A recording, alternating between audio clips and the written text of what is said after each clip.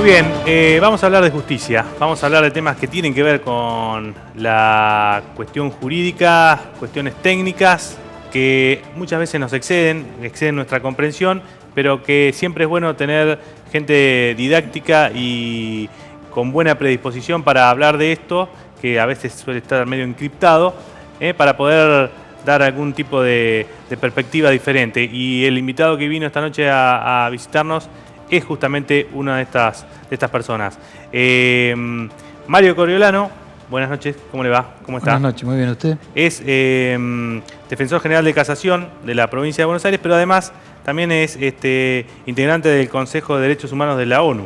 Sí. Es el único representante argentino en ese organismo. Cuéntenos, antes de meternos en cuestiones que tienen que ver con la provincia e incluso también con alguna cuestión que anda dando vueltas en estas últimas horas, cuéntenos cuál es su papel y por qué lo eligen para estar en ese lugar, que además, por otra parte, ha renovado su cargo, ¿no? Sí, me acaban de renovar por un periodo más en el Comité Asesor del Consejo de Derechos Humanos, donde hacemos informes sobre distintos temas a nivel mundial, que incluye una agenda muy variada y con mucha alegría me enteré que se me ha renovado en la sesión del Consejo de Derechos Humanos que acaba de terminar. En esta cuestión usted no puede intervenir, o sea, no puede intervenir cuando Naciones Unidas trata temas de Argentina, ¿no? Eso. Pero sí interviene en otras situaciones. Pero usted que conoce la situación de la provincia de Buenos Aires y que conoce de otros lugares del mundo, ¿cómo estamos en una especie de ranking, si tuviera que hacer un ranking sobre defensa de los derechos humanos o violaciones de derechos humanos en cuestiones vinculadas con cárceles y privaciones de la libertad? ¿Cómo está la Argentina con relación a otros países que usted conoce, que usted visita y que usted hace informes? Bueno, hay distintos indicadores para poder evaluar la situación. Uno, así duro en materia carcelaria, es lo que se llama la tasa de prisonización, es decir, la cantidad de detenidos que hay en proporción a la población. Hay países que tienen las tasas más altas del mundo, como son Estados Unidos y Rusia, que tienen 600 detenidos cada 100.000 habitantes. Países que están en niveles razonables, como pueden ser los países del norte de Europa, Canadá y los países que tienen alguna coherencia en políticas públicas. Y luego países con altas tasas que van de 200 a 400. En el caso de la provincia de Buenos Aires estamos por arriba de los 200, es decir, está en el grupo de países que tiene una cantidad de detenidos elevadísima, pero por sobre todas las cosas también esto se lo correlaciona con los niveles de inseguridad, es decir, son situaciones donde lo más preocupante para la población son los altos niveles de inseguridad. Entonces esto, conjugado con el tercer núcleo de indicadores, que son los de desarrollo, uno encuentra que estamos en el lote de países donde ha habido algunas mejoras económicas, que han terminado estas mejoras económicas y vienen años duros, donde los avances en materia de derechos humanos en relación a los más vulnerables no se han consolidado. Entonces quiere decir que en buenas épocas económicas no logramos mejorar situaciones que ahora pueden tender a empeorar. Entonces hay una alerta de lo que normalmente se llaman situaciones de emergencia, que me parece que ameritan cambiar la óptica. Claro, y además me imagino que el número de presos,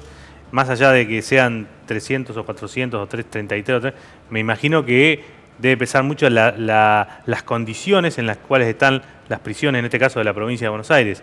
En ese caso, digamos, comparado con otros países con los cuales nos podemos comparar, como pueden ser nuestros vecinos o incluso con algún otro, ¿cuál es la situación? Porque uno escucha denuncias, incluso usted mismo tiene un registro sobre episodios de violencia, de maltrato y demás. En ese caso, ¿cómo estamos? Bueno, nosotros el viernes estamos dando a conocer públicamente el nuevo informe periódico de torturas y otra forma de violencia institucional. La situación en la provincia de Buenos Aires es bastante crítica, no solo por la reiteración de hechos, sino por altísimos niveles de impunidad. Aquí nos vienen acompañando informes de Amnistía Internacional, del Defensor General de Mercedes, donde más del 95% de los casos que se denuncian no llegan ni siquiera a una instancia inicial de investigación. Y esto está siendo analizado por varios organismos internacionales. Entonces hay una situación de violencia muy elevada con una impunidad que cierra un cuadro de gravedad que amerita ¿Y ya. esto se viene incrementando, se ha estabilizado en un número? Va acorde con la cantidad de, digamos, de detenidos que también ha aumentado. ¿La tendencia cuál es? ¿La tendencia es al crecimiento? Lo que logramos en los informes demostrar, y que esperamos que haya autoridades que lo tomen en cuenta y haya un cambio en las políticas públicas, es una sistematicidad en la violencia institucional. Es decir, la Corte Interamericana ya venía marcando países con situaciones generalizadas como Argentina, pero esto es más grave cuando además de lo reiterado está protegido por un sistema de investigación que no avanza. Entonces, esto consolida un nivel de violencia sumado a los cuadros de hacinamiento que son constantemente polvorines sociales que van retroalimentando violencia social y violencia institucional que se retroalimentan entre sí. Por eso lo importante de que la cooperación de Naciones Unidas sirve para que los estados lo tomen y modifiquen sus políticas públicas encaminándolas en un sentido adecuado, de reducción de violencia y no de multiplicidad. Ahora le hago una última pregunta y ya nos vamos a meter con temas más de actualidad. ¿Cómo califica, cómo evalúa usted que está en la justicia antes que haya llegado Scioli y que va a estar seguramente después, estos 8 años del gobierno de Scioli en materia de prisiones, situación carcelaria, evolución de las condiciones de los reclusos, estado en general del sistema penitenciario bonaerense? Bueno, esto mismo lo hemos dicho hace unos meses en la Comisión Interamericana, cuando nos preguntaron los comisionados.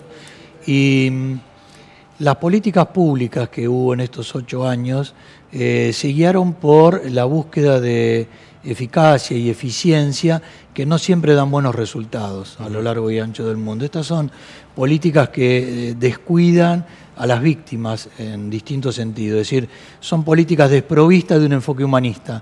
No está la persona en el centro, sino que se manejan indicadores que pueden ser mostrar, por ejemplo, secuestros de grandes cantidades de drogas o índices de delitos que suben y que bajan, que no se saben bien cómo se miden. Entonces, esto pensado en términos de eficacia puede dar la idea de que hay políticas públicas funcionando.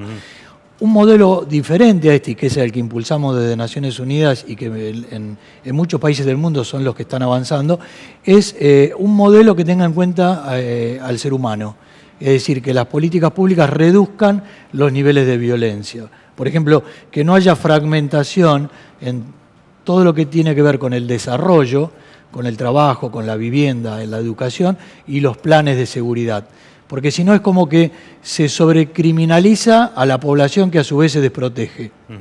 Es decir, la población que tiene que sufrir la selectividad de un sistema penal que muchas veces es violento, que tiene causas que dejan mucho que desear, las llamadas causas armadas o condenas de inocentes, son indicadores que alertan que un grupo importante de personas está sufriendo una violencia institucional, pero que a su vez estas mismas personas son las que no tienen protección del Estado a través de programas de vivienda, de trabajo y de educación. Entonces esto es como y esto es lo que ocurrió en la gestión Scioli, digamos. Yo creo que fueron 8 años de políticas públicas vaciadas de un enfoque humanista, que fueron políticas inspiradas públicas de seguridad sin justicia, sin contemplar un enfoque humanista.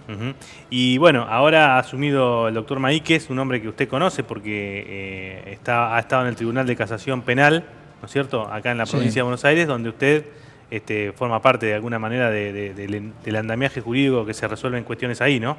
¿Qué perspectivas, qué expectativas? ¿Es de uso que se convoque a los distintos actores de la justicia y en el caso de ustedes los han sido convocados ya? Igual va un poquito más de una semana, pero digo, ¿ha habido algún tipo de novedad en ese sentido? Yo creo que la nueva gestión tiene un gran desafío de girar 180 grados en el enfoque de políticas públicas en los temas que estamos analizando. Recién están asumiendo, lo conozco al doctor Maíquez, todavía no he tenido ningún contacto con él, ni con ningún otro integrante del gabinete, ni con la gobernadora. En los próximos días estamos presentando este informe de violencia institucional que les va obviamente a llegar a ellos, y vamos a estar dispuestos a analizar en profundidad qué medidas creemos que se deberán tomar para cambiar este cuadro de situación. Se suele decir que los jueces hablan por sus sentencias. En el caso de las sentencias de Maíquez, ¿qué es lo que nos dice Maíquez en cuestiones vinculadas con seguridad o con justicia, que es donde él va a estar? ¿Qué impresión tiene usted? Bueno, son tribunales colegiados, habría que hacer un estudio más en conjunto y desagregado de los criterios que pueda haber él esbozado en algunos casos, y qué vinculación tenga esto con las políticas públicas a tomar. Creo que en lo que tiene que ver con el área carcelaria, el desafío es poner al servicio penitenciario bonaerense entre las instituciones que deben empezar a reformarse, ¿no? Es decir, es un sector del Estado que todavía no ha tenido ninguna mirada reformadora, sino que, por el contrario, nunca ha sido analizada en profundidad. Claro, nunca no hubo una reforma, no hubo una intervención, no hubo ese tipo de medidas como por ejemplo se tomó con la bonaerense en algún momento, más allá del resultado que tuviera, ¿no? Ha habido reformas policiales, judiciales, que creo que hay que revisar y ver qué rumbo van a tomar, y en el caso del servicio penitenciario ha quedado intocado. Sí, tal es así que el responsable político del servicio penitenciario continúa, digamos, el hombre que estaba con Casal, aparentemente, por la información que hay, continuaría con Maíquez. No creo que vaya mucho cambio en ese sentido. No tengo información. Está bien. Coriolano, lo llevo al un plano técnico, porque queríamos que alguien de su capacidad y de su conocimiento nos dé una mirada sobre uno de los temas que ha sido más polémicos en estas últimas horas, que ha sido la designación por decreto de necesidad de urgencia de 2 jueces de la Corte Suprema de Justicia de la Nación. Algunos hablan de que el inciso 19 del artículo 99 de la Constitución lo habilita el presidente, otros dicen que es inconstitucional. ¿Qué mirada hay desde un lugar de la justicia de esta decisión del Poder Ejecutivo? A ver, sin duda que la integración del máximo tribunal del país amerita la mayor transparencia, y que el procedimiento que establece la Constitución permita que las vacantes que se deben cubrir sean con personas del máximo nivel jurídico y democrático y de respeto de los derechos humanos.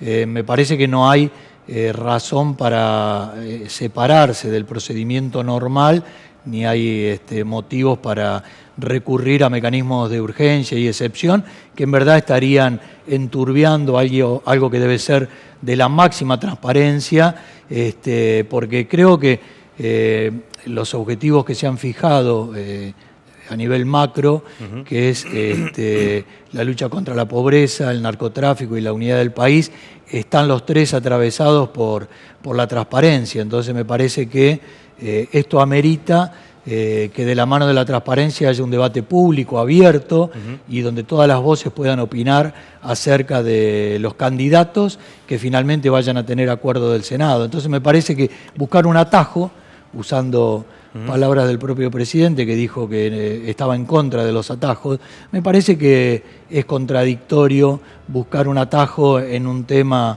tan importante, aunque claro, en verdad no debiera ser en ninguno, ¿no? Además, es como que ya queda como manchado por ahí, independientemente de los antecedentes y el currículum, que en el caso de uno de los aspirantes, algunos dicen que es impecable. Digo, claro.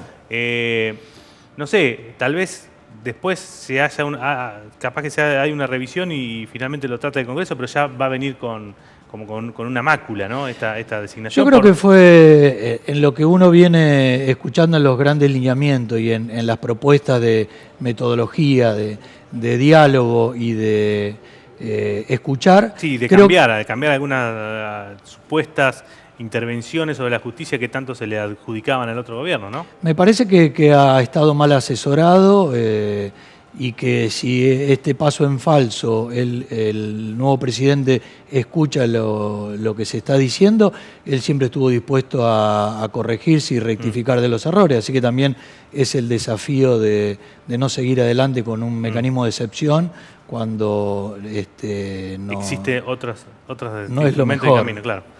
Mario Coriolano, defensor general de Casación y además flamante integrante del Consejo Asesor de Derechos Humanos de la ONU. Muchísimas gracias por estar esta noche acá. Gracias por la invitación. En un ratito ya seguimos, no se vayan.